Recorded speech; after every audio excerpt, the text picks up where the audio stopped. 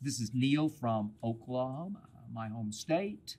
What combo of players would make up the best starting five in the NBA at this moment? So I'm going to interpret that question, which I love, Neil, to mean if I had to pick five players right now to go win me the championship, a five that would work together, blend together, be united, unified, that would fit, who would my five be?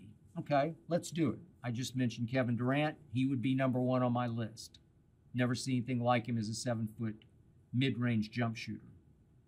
Number two on my list is the guy I keep pushing for MVP, Joel Embiid. He's a 7-foot monster who much of the year has led the league in scoring, high in rebounding, high in block shots, high in defensive stats. The first pick LeBron took in the All-Star draft was Joel Embiid. The last pick that LeBron took in the All-Star draft was Nikola Jokic. Yet my partner, Shannon Sharp, on Undisputed keeps telling me Jokic is going to win his third MVP, and he probably will because that's actually the new narrative and the better sort of fairy tale story than Joel Embiid. The media does not like Joel Embiid because he's been hurt too much. He's been out of sorts too much. He's had too many stomach aches. I still have the highest regard for Joel Embiid's ability, and so far this year, he has not been hurt or sick. He would be my second starter. Steph Curry would be my next starter because he revolutionized the game as a starter, and I thought he played at the highest, supremest level in the NBA Finals in which he was MVP, except for fourth quarters when he's another one who can come up even smaller than he is when it matters most. But I got Kevin Durant to make clutch shots. I got Joel Embiid, who's one of the better clutch takers and makers in this league. And now for my fourth spot, I need a wing. I need a James Worthy Memorials type player like Magic had in Showtime to sort of run the break with. A Karl Malone type, a very athletic scorer, defender. And I'm torn on this one just because I personally, as much as I love Kawhi Leonard, I don't trust his chronic knee. They are chronic. I know from the inside out. My information is impeccable.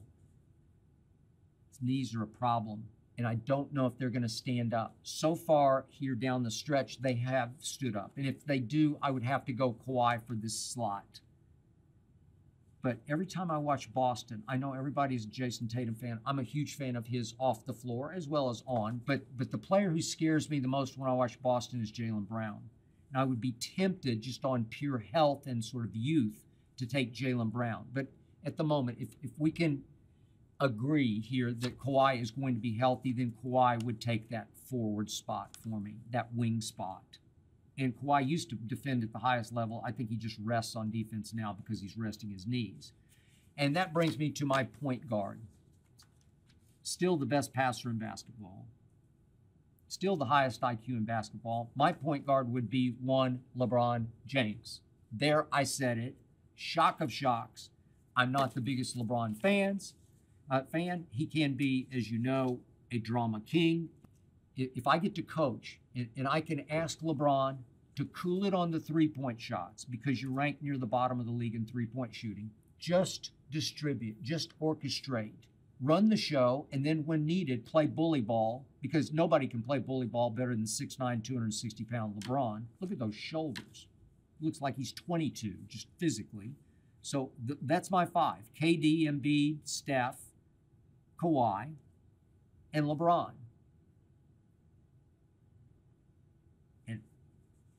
And I will kick your behind. I hope you enjoyed that video. You ready for more?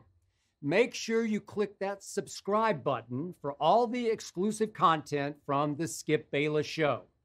And don't forget to check out the full episode of the show wherever you get your podcasts by clicking the link in the description.